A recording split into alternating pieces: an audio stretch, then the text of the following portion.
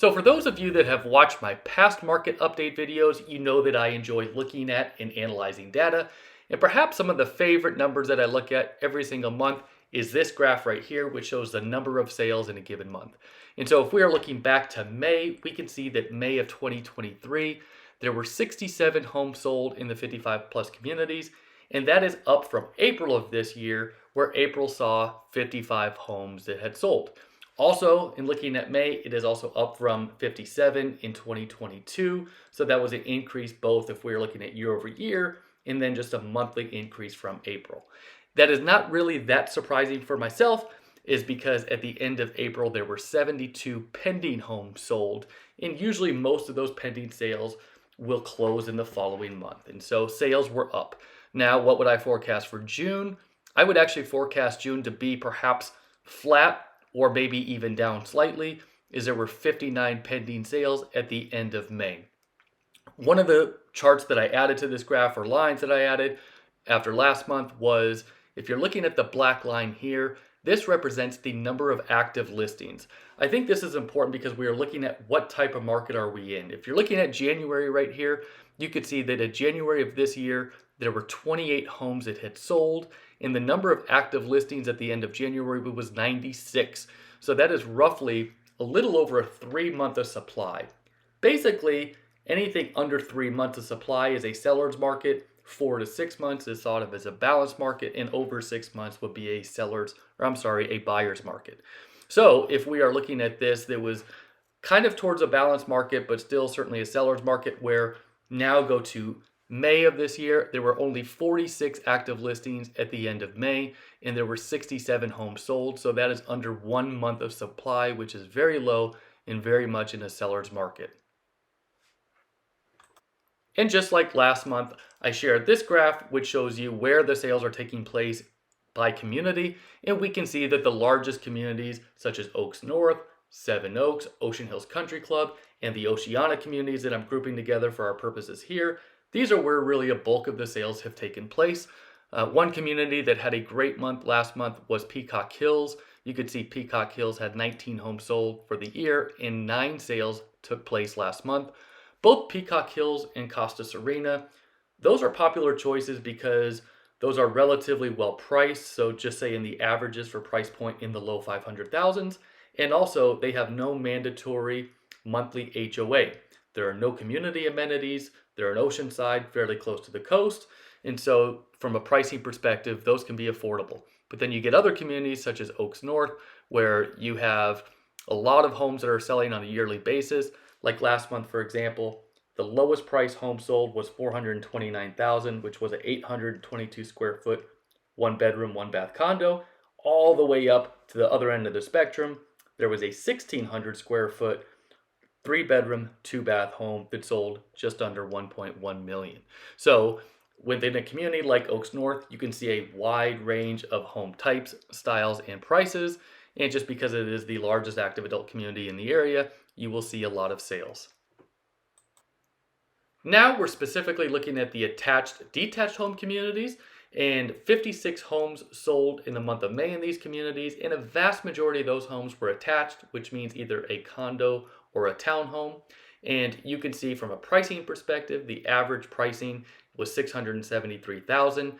And really keep in mind that all of these metrics are going to be more heavily skewed towards the attached homes versus the detached, which we'll look at those in a moment, just because there were so much more of those homes sold during the month of May, which is typically the case in any given month. Median price for all those homes was little under $581,000, and the average size was 1,327 square feet, which happens to be 2-bedroom, 2-bath for average, and the median year built was 1977. Highest sale price, once again, came in Avanti. This was a 1,787 square foot condo built in 2021, beautiful home, just under 1.3 million. Then the opposite end of the spectrum for the detached home communities, the lowest price once again was in Oceana, and this is a 380,000 1,046 square foot home. So this graph shows you the information and pricing on the detached homes, which I mentioned in May. There were 11 detached homes that sold in the 55 plus communities.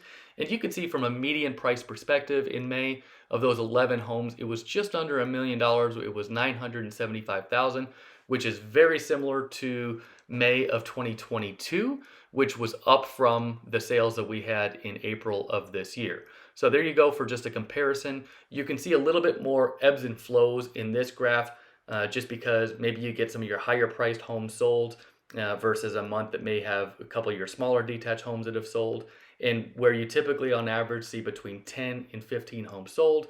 Larger price or a smaller price here or there can kind of heavily weigh and make a difference, but this is why we're looking at median price. Hopefully it kind of balances out as we look at that.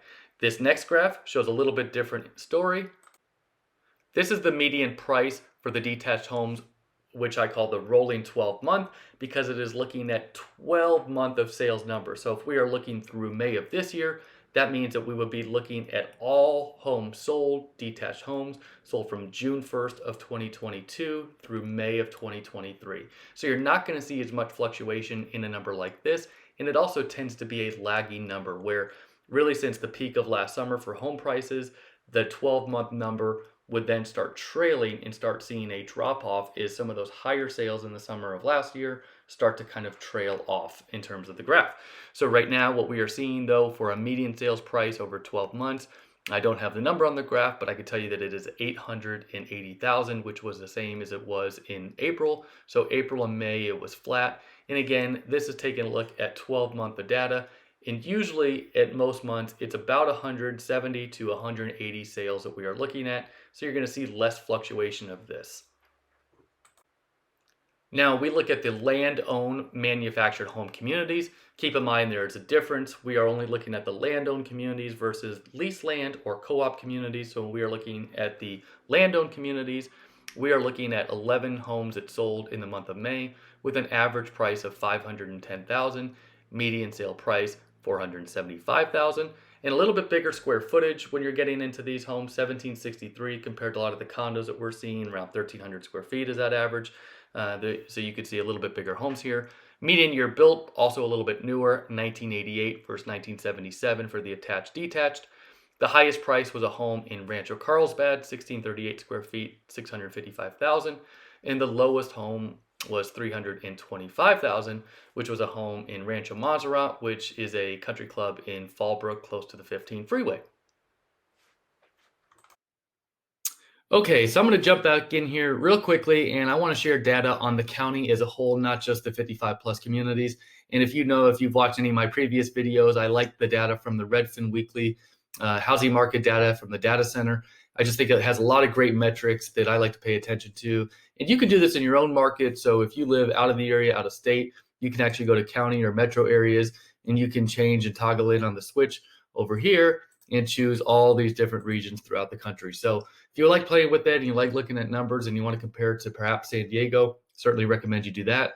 What we're going to look at right here is three metrics I'm going to take a look at. The first is the active listings, current active listings, and the blue line is this current year, 2023. The black is last year, and orange is 2021. And we can see just our trend from really the beginning of this year is we're following that down. The number of listings is continuing to decrease, flattened out a little bit here recently, but we're down in total almost about 20% from this same time last year. So really about the early middle part of June. So end of May, we were right at the same numbers, just under 20%.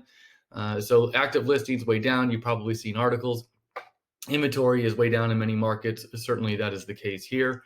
And as a result, one thing that we would anticipate seeing as well is the number of homes sold. So I'm sure if you're following real estate in San Diego, you see that home sales are way down.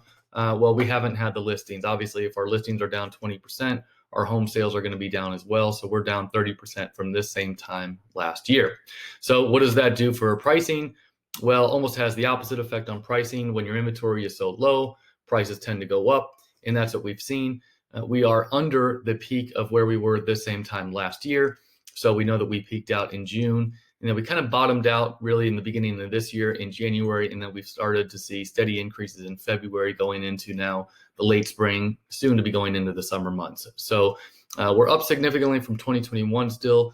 But if you're looking at pricing, just a year over year comparison, a snapshot in time right now, our prices are still down here as we are in very early June, and certainly when we look at the end of May, still along the lines of that as well. So that's it from the county records. I hope you enjoyed this update on May numbers. I look forward to seeing you in July with an update on June. Until then, take care.